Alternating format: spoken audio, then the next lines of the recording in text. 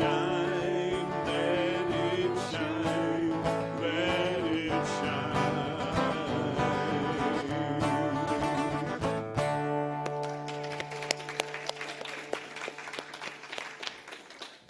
Welcome, everyone. We are the Rio Grande Center for Spiritual Living, and we teach the science of mind so that we can all live better lives and contribute to a world that works for everyone. I'm so happy to see everyone here today. I am Marilyn O'Leary, a licensed practitioner here, and I'm delighted to be here. I want to thank you all for wearing your masks. I have a mask over there. Annette says as long as I'm on the platform, I don't need my mask, but when I am down there, I will put a mask on. Thank you. Thanks for participating in this. Once again, we get our masks, and we understand the importance of that request to do it. We'll continue here to monitor the mask situation and make a decision for our services that are based on CDC guidelines and state recommendations and requirements. We really, really appreciate your cooperation in this. Others helping in service today are our tech team, headed by Annette Martinez, Michael Cowden. We have Mark Ayers, and Jennifer is there too, helping. Thank you. Our greeters, ushers, and welcomers are Carmela Herrera, Carol Helms, Linda Bowe, Doug Bowe, and Carol Ann Armijo. The bookstore is staffed by Jennifer this morning, and our musician, who you've already heard, is Jean Corbin.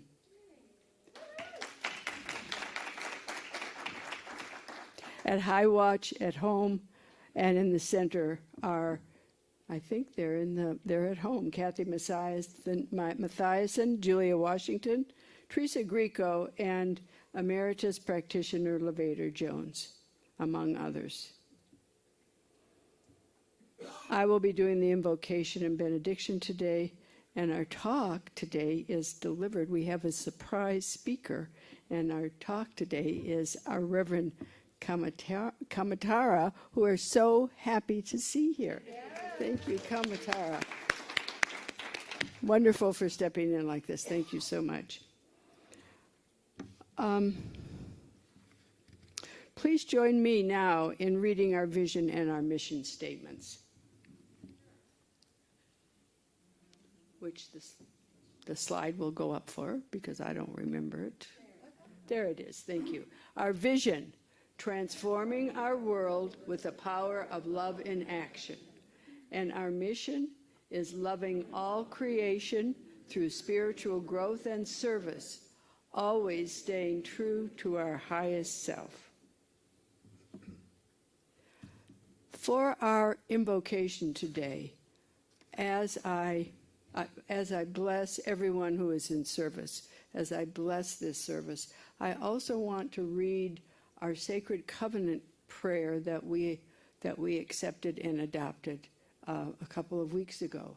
It's a beautiful prayer, and it expresses our knowing for our new senior minister to be revealed. So if you feel comfortable closing your eyes and praying this silently with me. There is only one life. This life is good. This life is God. This life is my life now. In knowing that I am one with this life that is God, I therefore know that I am one with all of its blessed expressions, which includes the presence of a new minister for my beloved spiritual community. Because I know that the highest purpose of my new minister is to glorify God, I therefore know that my new minister is a revelation of God as unity.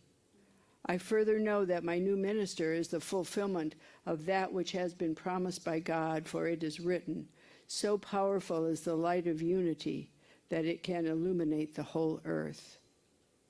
As I stand in agreement with my beloved community, I see my new minister revealed before me as unifying and growing our community. I now intend to experience my new minister in full cooperation and agreement with my community, knowing this truth about myself. For I am inspired to live in unity as an expression of wholeness and love. I am encouraging and supporting spiritual growth, awakening the wisdom within me. I am serving as a healer to all, applying the power of love, wisdom, and unity. I am generating engagement of the community in mystical studies and spiritual teachings.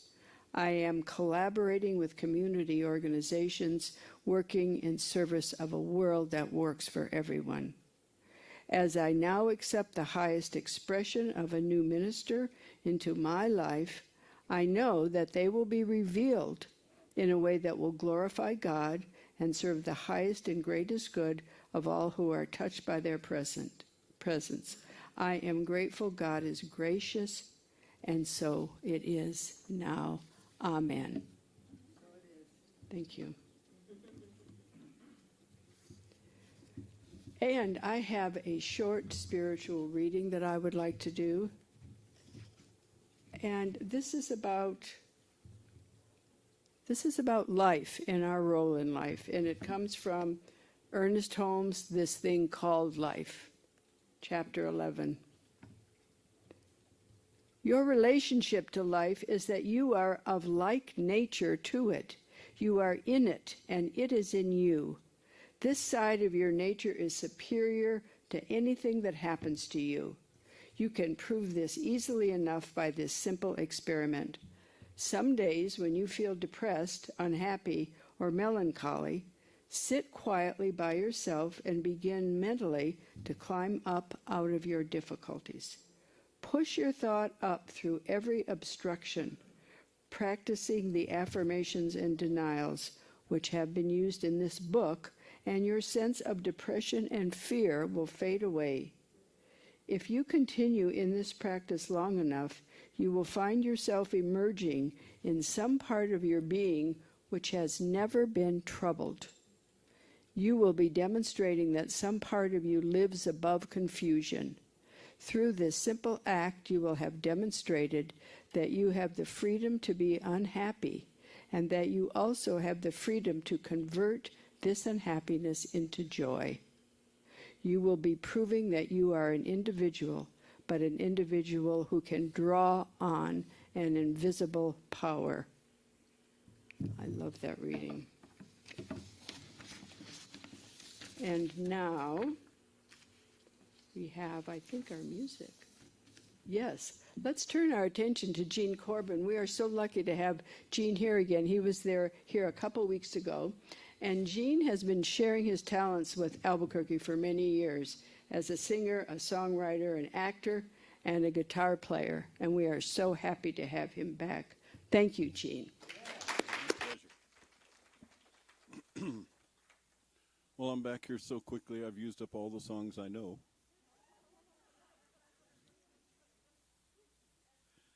Anyway, good morning, all.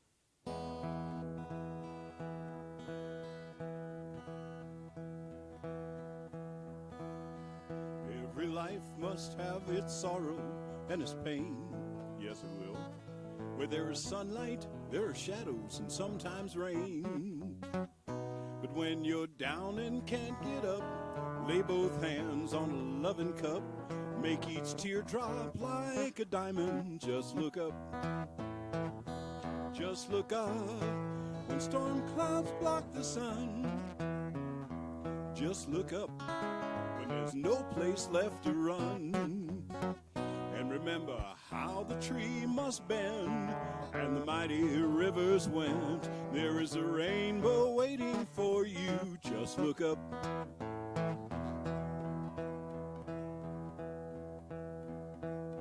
Now with each promise of forever, there will be times, yes there will, when you crawl till you swear you've had your fill. But keep your heart right on your sleeve. Stand your ground when you want to leave. There is a love that'll last forever. Just look up. Just look up. When storm clouds block the sun, just look up. When there's no place left to run. And remember how the tree must bend and the mighty rivers went. There is a rainbow waiting for you, just look up. Now if you lose that light that guides you from despair, and the memories of dear ones fade with earthly cares, just remember the Spirit's burning bright throughout all your darkest nights. Make your life a testimony. Just look up. Just look up. When storm clouds block the sun, just look up when there's no place left to run. And remember how the tree must bend and the mighty rivers went. There's a rainbow waiting for you. Just look up.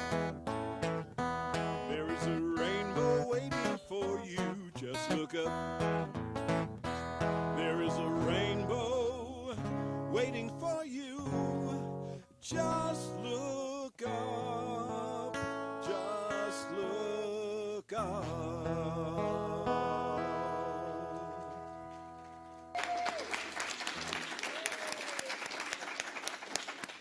Thank you, Jean. And this morning, I am so happy to be part of a wonderful thing. This wonderful thing is that at the last minute, our brand new minister, Kamatara Johnson, is going to come and step up and give a talk. And I was thinking about it just as I was sitting down there, and I thought, this is the difference between a minister and a non-minister. At the last minute, a minister can stand up on the platform and give a talk. I don't think the rest of us could do that quite as easily. So you know Kamatara, she just finished ministerial school and became a new minister, and we're so thrilled and grateful to have her here today. Yes, we are.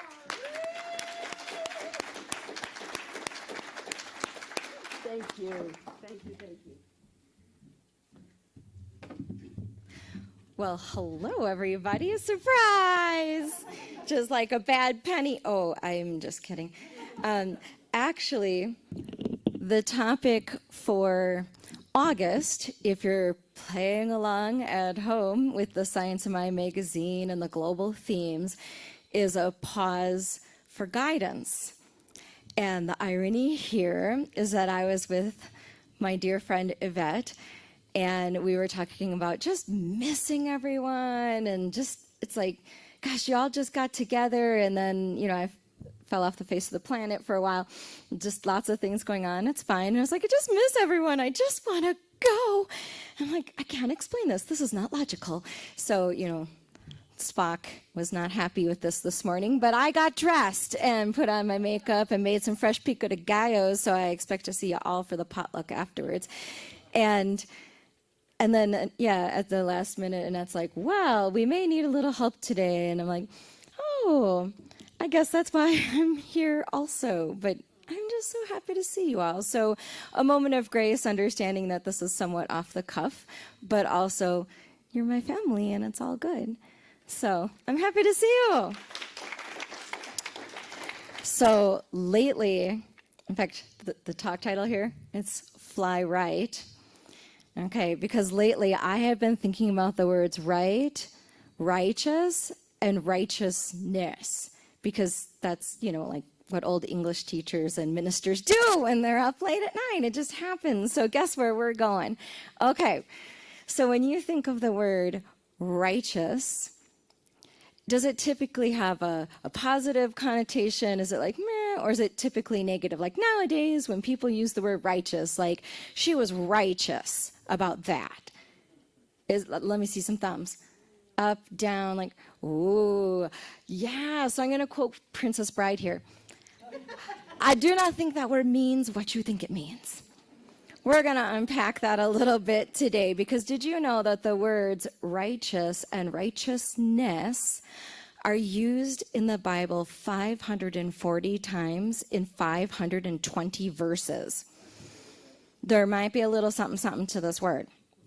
Okay, so let's just start with the core word right. That can mean a lot of things.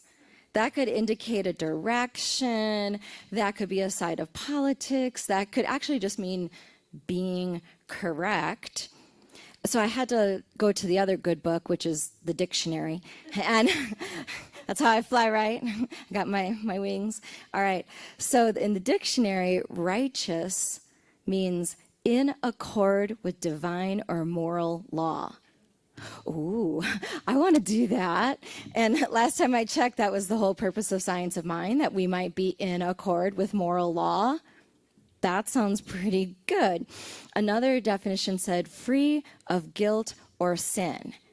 And I know in the New Thought community, we don't necessarily jive with the word sin, but as Dr. Ernest Holmes, the founder of religious science, would say, it is an error, it is a misuse of the law, or as my teacher, Reverend Dr. Kathy Hearn, would say, it is unskillful living. Okay, I would love to be free of guilt and unskillful living. That would be fabulous. And I think of our Buddhist friends who talk about the Eightfold Path, and they use the word right in front of every single word. Right living, right livelihood, right intention. And that's right as in like carpentry or math, where it's aligned, it is justified, it is true, it is right. And that leads to my favorite spiritual definition that says righteousness is in alignment with the divine. And that's where I would like to be. I know I'm not always, but gosh, I sure would like to be. So I want to unpack just for a minute where right just goes so wrong. So our friend Gary Simmons in Unity says, you are either the way of God or you are in the way of God. Ooh, ow. Okay, so I'm just going to say that one more time. And I'll just say an I am. I am either the way of God or I am in the way of God. And I think that's the difference between righteousness and self-righteousness. When I put myself before God or principle or whatever word you want to put in there that works for you, when I put myself first, I am no longer the way. And so I think nowadays when we say someone is being righteous, it's actually a shortened version of saying self-righteous. And that's why that word might get a bad rap. But self-righteousness, oh boy. If self-righteousness could be an Olympic sport, we're all in Olympics mode, right? I would have a wall full of trophies, because let me tell you, I am so good at being self-righteous. So maybe you might relate to some of these thoughts. Like, I know that I can feel more moral indignation. I'm really great at outrage, disgust, irritation, judgment. I could write a book. So I get really irritated when someone wastes my time by being incompetent, ineffective, inefficient, and I know all of that goes together, right? And my first career was a teacher. So it was my job to be like, I am the expert, it's my way or the highway, I know what I'm doing, I am so certain. Ooh. Now, it's not to say that any of those thoughts are wrong. They're just thoughts. And honestly, moral indignation and a lot of these thoughts are really important. But the big trick is what happens next.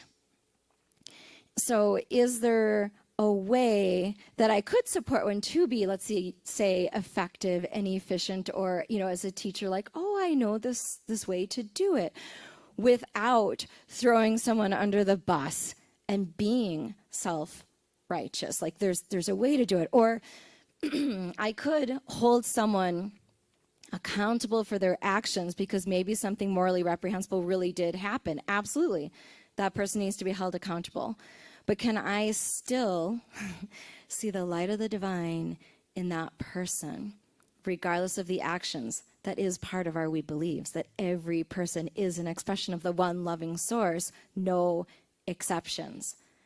So can I hold people accountable without dismissing the divine that is still in this person? I know it's really tricky. It's tough. And when I come from a judgment mindset or a self-righteous mindset, that's where I typically get into epic displays of unskillful living. Woo, the fireworks and the regret and just horrible things, right? And then, oh my gosh, that's where I really, when it comes up, that's when, okay, flag on the play, 15-yard penalty, back it up, sister, we need to pause. And we need to start asking some serious questions. And the most important question I have found lately for me is, what is it that I am not seeing here? What is it that I am not seeing here? And I can give you a simple example back from my teachery days when I was teaching high school, and I was teaching a 60-minute class, and a student walked in 30 minutes late.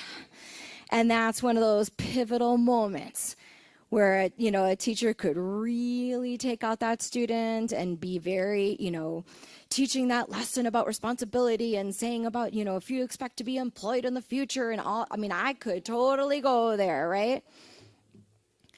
But thank you, God, in a moment of grace, all I said was, oh, Giselle, I'm so happy that you're here.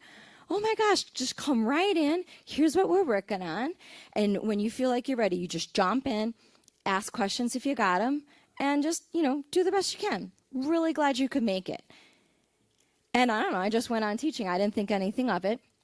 And after the class, the student held back. It was lunchtime, and she pulled me aside and said, thank you so much for not being mean. I just had the hugest fight with my mother this morning. She kicked me out of the house, and I have nowhere to live. And I couldn't think of where to go except school, because I know that I could be safe and I could have food and I could have shelter. And I'm late because that's how long it took me to walk from my house to this building. Wow. And that's what I was not seeing in that moment. In that little pause for guidance, that little breath in between the thought and what comes out of my mouth, I could get into epic displays of unskillful living, or I could be a portal for grace. And I know when that happens, it is not me. It is seriously the grace of God in that moment. And when I am being judgy, it is always because I cannot see the whole picture. And that's the trap of self-righteousness, that I get those blinders on. It locks me in this box. It's this myopic view that there's only this one answer. No. Because when we see as God sees, then we're no longer in the way of God. We become the way of God. So I just gave you an example of, my silly self that was kind of a big example, epic examples. And I think most of us, especially if you're sitting in this room or watching online, you can tell when you're off the rails. Mommy needs a timeout. Like, we know, we can tell when we're off the rails. But I want to take a moment to talk to you about when it's a little more subtle. And like, what happens when it's a little tinier? And I know in Science of Mind, we love the 35,000-foot level. Like, we're going to create a world that works for everyone, and we are all one. And it's not to denigrate that. Like, that's super important. Those are core beliefs, absolutely. But I want to talk to you about how does that out picture in the day in, day out, in the weeds kind of moment? Because the last time I checked, I live in the weeds. That's where, I love that 35,000-foot level, but I live in the day in, day out moments. So the impact of the subtle, that's what I want to think about just for a few minutes. I learned this really cool thing in aviation. I'm not going to pretend I'm a pilot. Are any of you pilots? One. Okay. So I hope I say this properly. I learned about the 1 degree rule. This was fascinating to me.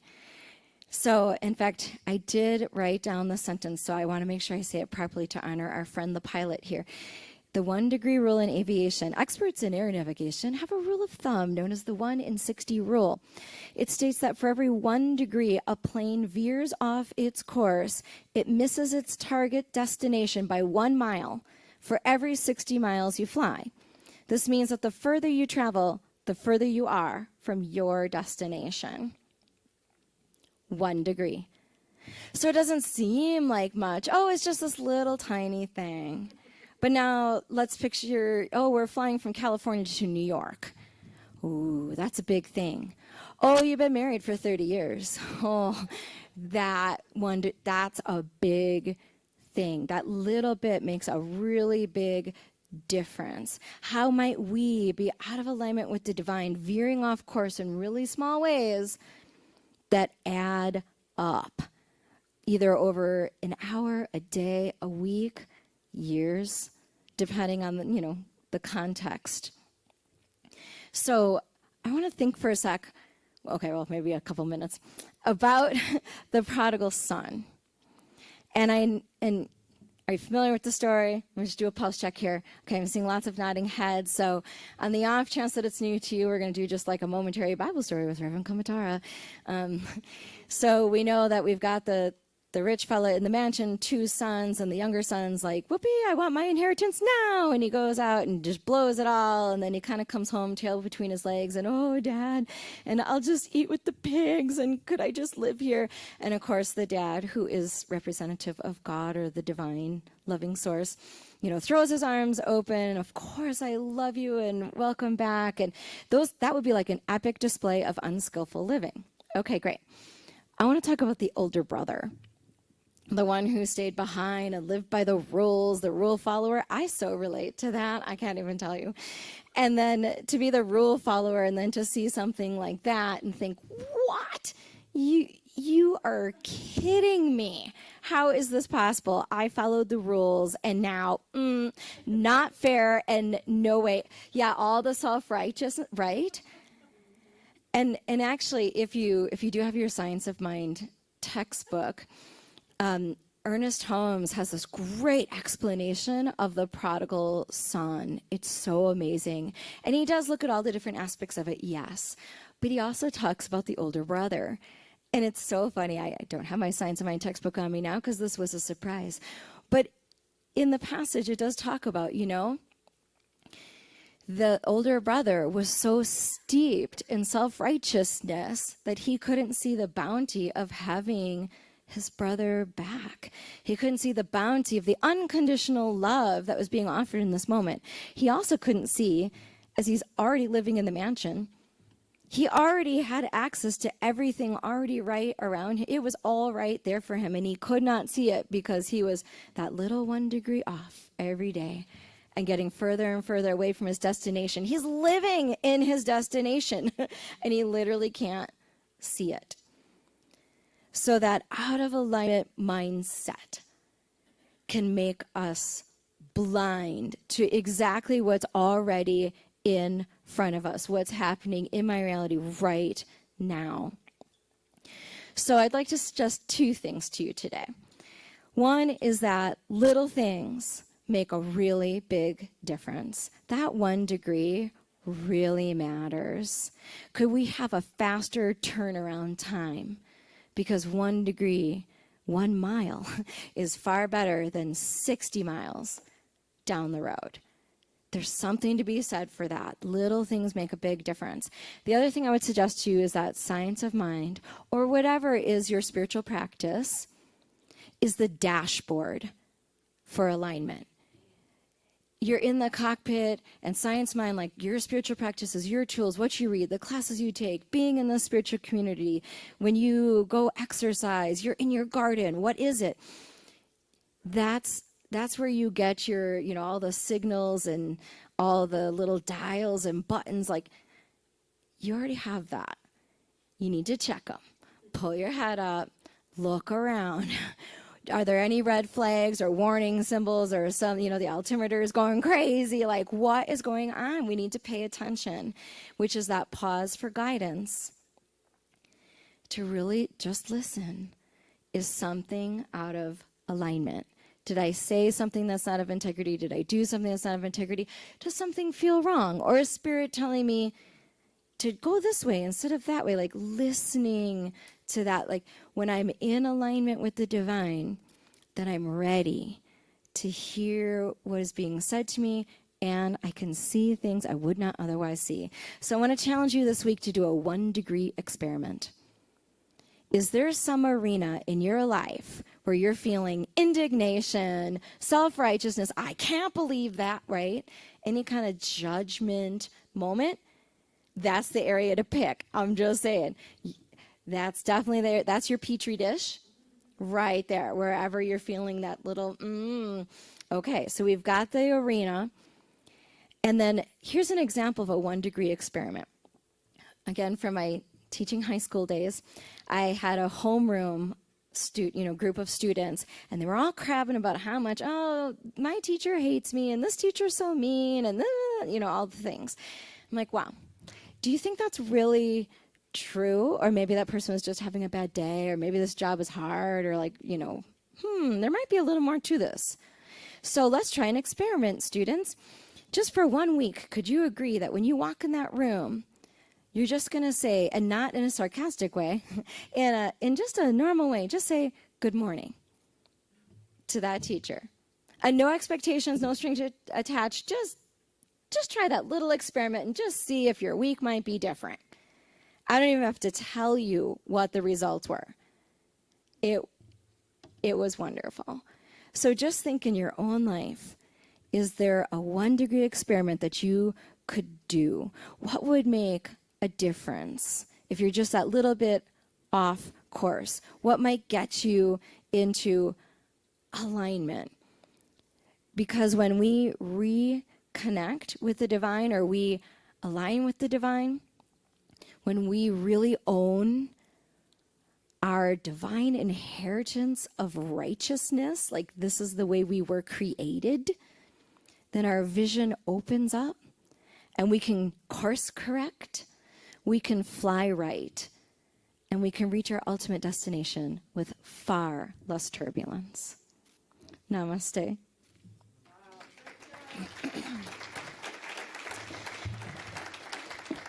Thank you.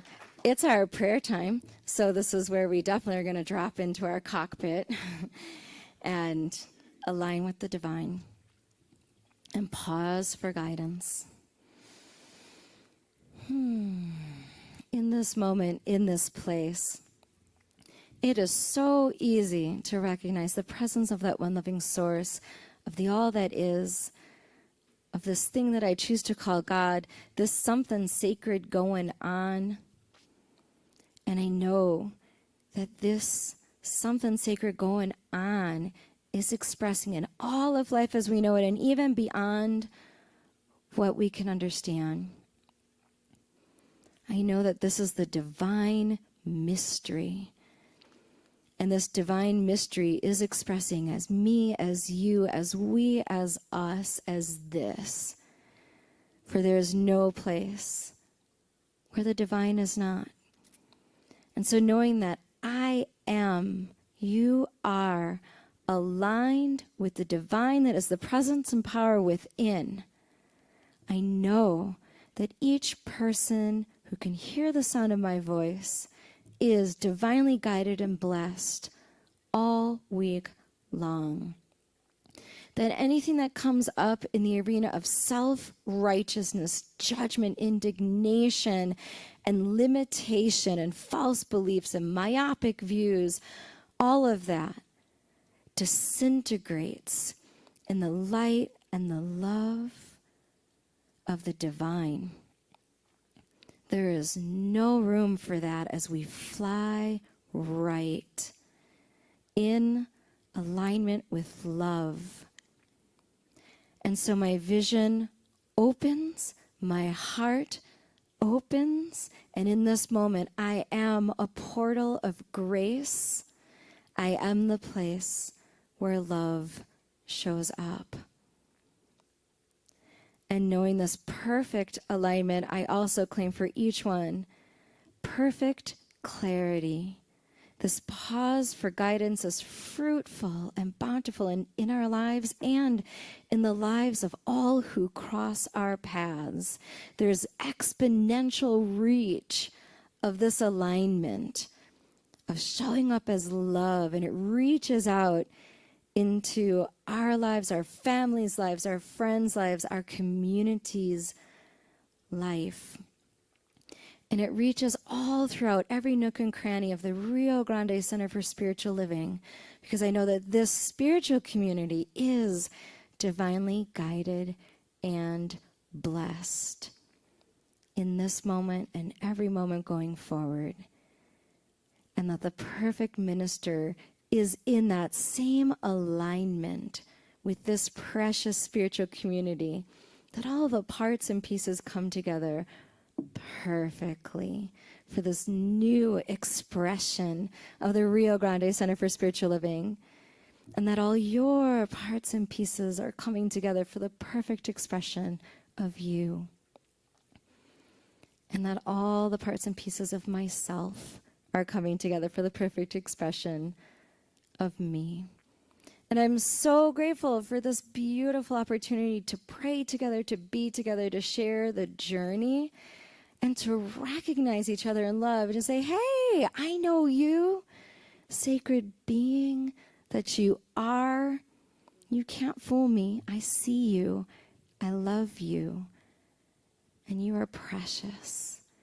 And here we are together. So I'm super grateful for this surprise opportunity to speak and pray and to know the truth for each other, and to be refreshed and replenished and ready for the week yet to come that is absolutely divinely guided and blessed.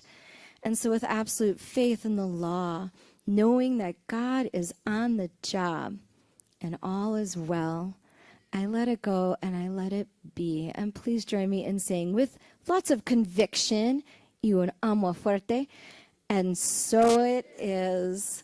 Thank you.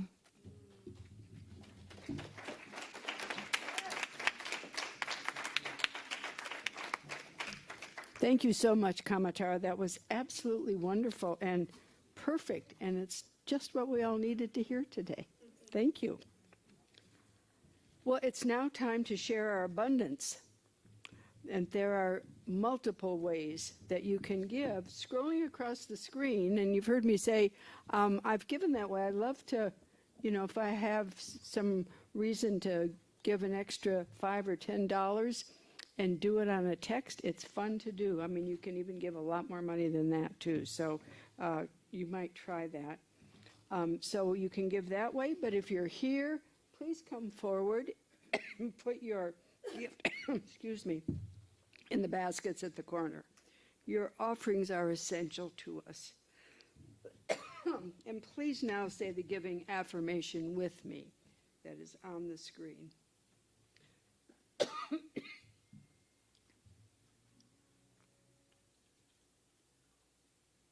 think, there we go. Affirmation of abundance. I am abundant and I give from my abundance.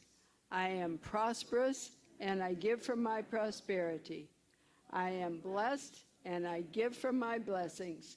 My blessings of spirit are as abundant as the stars, and so I give and receive generously, and so it is. And now we'll have another song from Jean.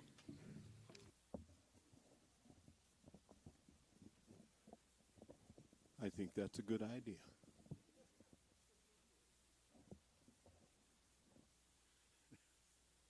When the sunlight heals your memory and the full moon calls you by name, and a whole new wave of dreams shows you your way,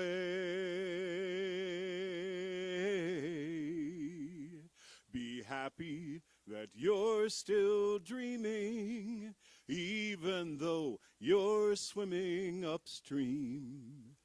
Be happy for what your eyes have seen. Be thankful you've made it this far. Be thankful for so few scars. Be thankful you've remained who you are. There's nothing wrong with counting blessings. There's nothing wrong with you at all. You're just too much in touch with these times and not your own mind. Be thankful for moments of peace. Be thankful your love has not ceased. Be thankful you are still upon your feet. Be thankful you've made it this far. Be thankful for so few scars. Be thankful you've remained who you are.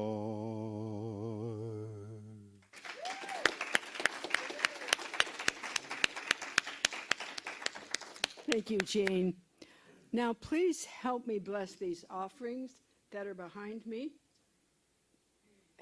Raise your hands like this if you're comfortable doing that, and say this prayer silently as I say it. O divine giver of life, we gratefully accept these and all your gifts on behalf of our congregation and its ministry.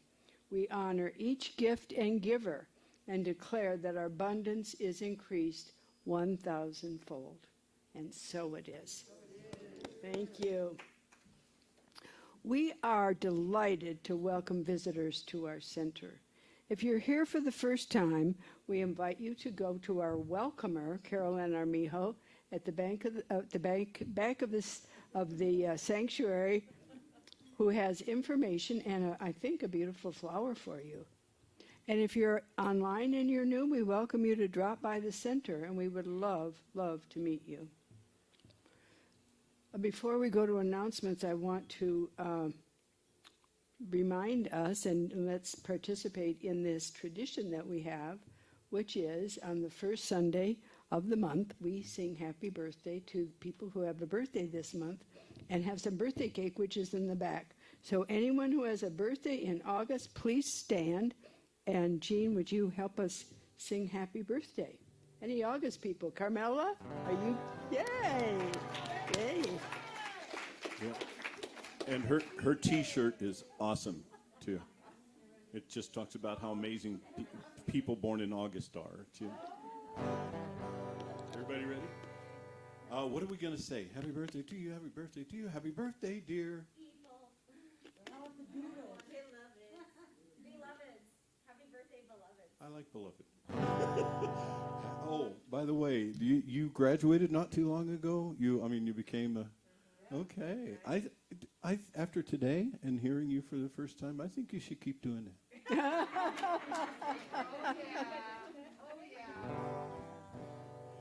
Happy birthday to you.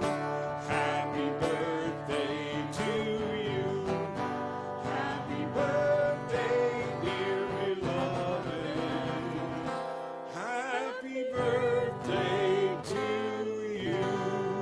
And many more.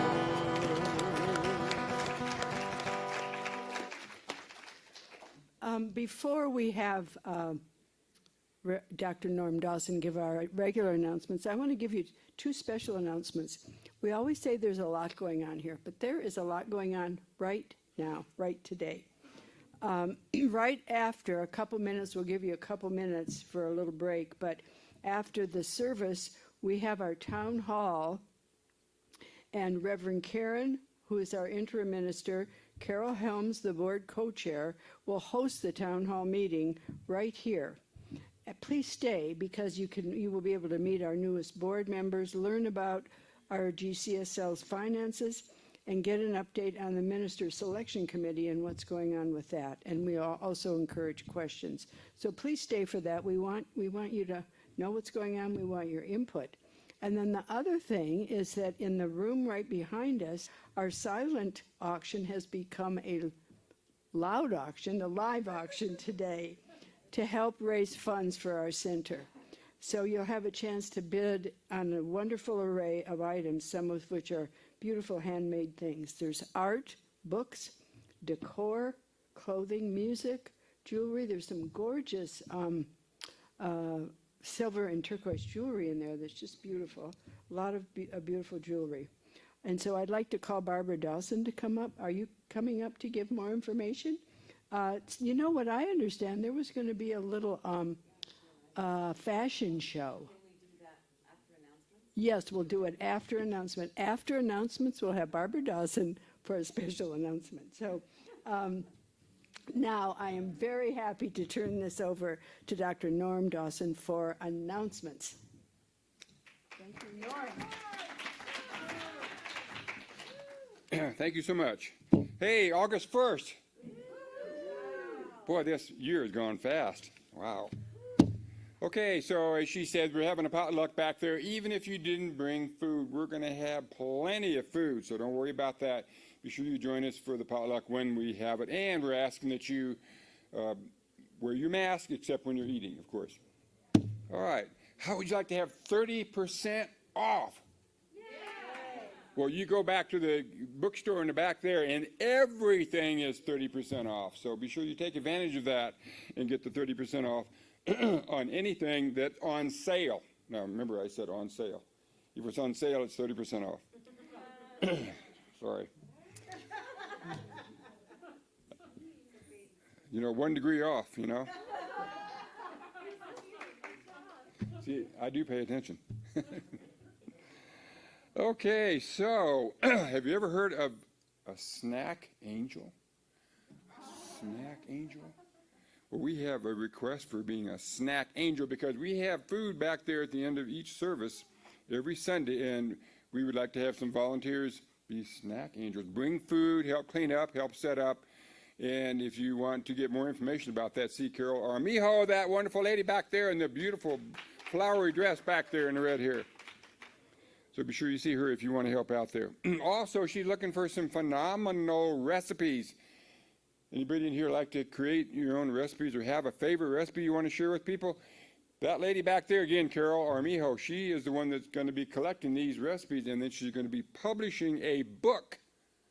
Believe it or not, it's a book. So, publication of a cookbook. So she's going to do that in October, so you need to get those recipes to her. If you haven't tried the recipe, try them out first and then give them to her.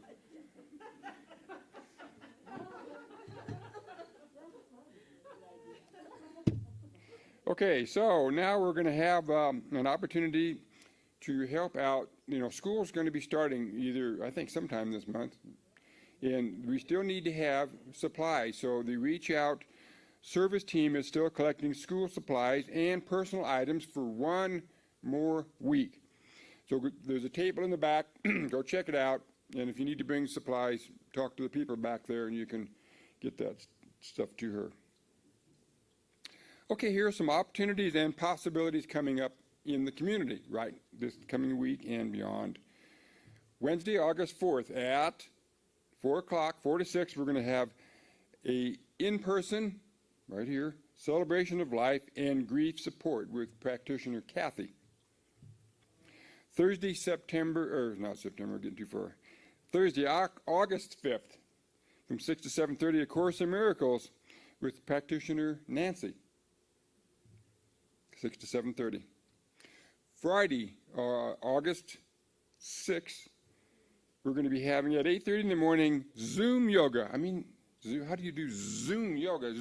Oh, that's the Zoom. Okay. All right. Stay with me here. That's with Yoga Master Christina on Zoom. Saturday, August 21st, a big day coming up here. See Sue and Mario. Is Sue and Mario there you are? Okay, good. They're going to be in the fellowship hall, so you can sign up for the Pride Parade at Nob Hill. So be sure you let those two ladies, those two people there know.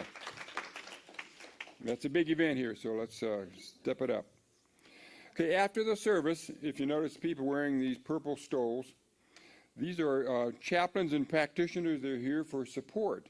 So check in with them after the service and find out about them. You can go to the weekly bulletin or online website to get more information.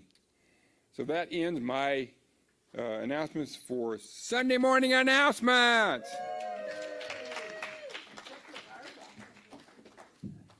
Except for Barbara. Here comes Barbara to talk about the silent auction. Barbara. And Hannah. Yes. You can take this off if you want. Oh, yeah. Good morning. It's a great day to be here, and there are lots of prizes in that room that you win when you bid. It's like getting a lottery ticket. You have to get the ticket to win the lottery. Well, you have to get a ticket. Here is a hot air balloon ride of $300 value that is up for auction. I'm also modeling, as best I can, this lovely belt. There are other beautiful jewelry in there. And Hannah? We have a handcrafted cutting board from one of our members. This is a hand-drawn goat by me. There's also another art piece in there by me. And this lovely jacket that was made by Anjali, hand crocheted. It's amazing and it's so comfortable and warm. So definitely get it. And you may think this is up for auction unless I get it first. I get all her art. Thank you.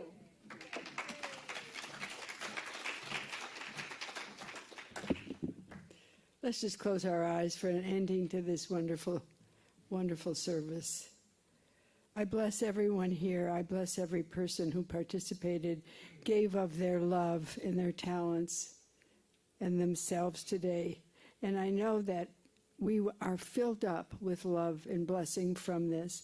And as we go along our way, we give that love to people that we see, to people that are in cars that don't even know we're blessing them, to people that we see in the stores, to our families. And so we are a gift to the world. And so as we go out and give our gifts, I know that our community is blessed too. And we are all made richer and blessed in abundance through this. Please say with me, and so it is. Amen. So we'll have a very short break, and then we'll come back for our town meeting. Right? What else? Gene, are you going to play again? Yeah. All right. Gene's going to play again. You know, I've seen the coolest shoes today, and sandals, and I don't know. Yours, though, I remember yours from last night. Those are the coolest shoes ever. Thank you. There are no cooler shoes than that. There may be some that cool, but there are none cooler than those. I really like Thanks, Gene. Well, it's good to be back. Thank you for having me back and for all the positive things I've heard from people.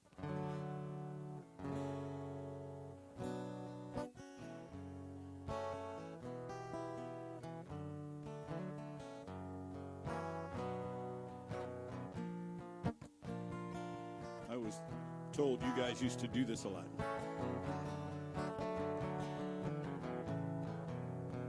I see trees of green, red roses too.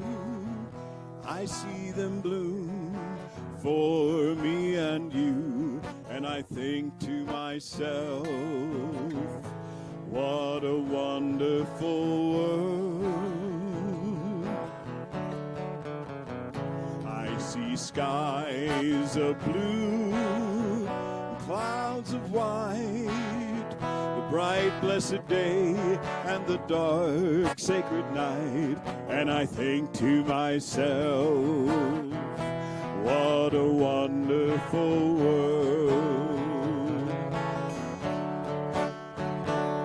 All the colors of the rainbow, so pretty in the sky, are also on the faces of people passing by.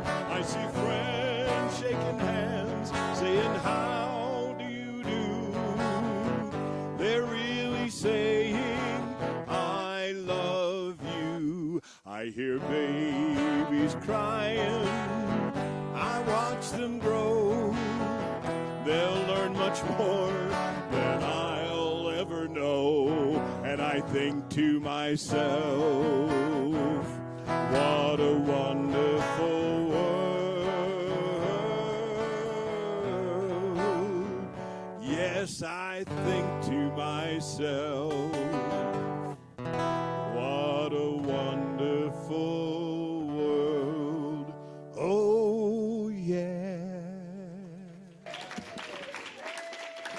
nicely Does done. this guy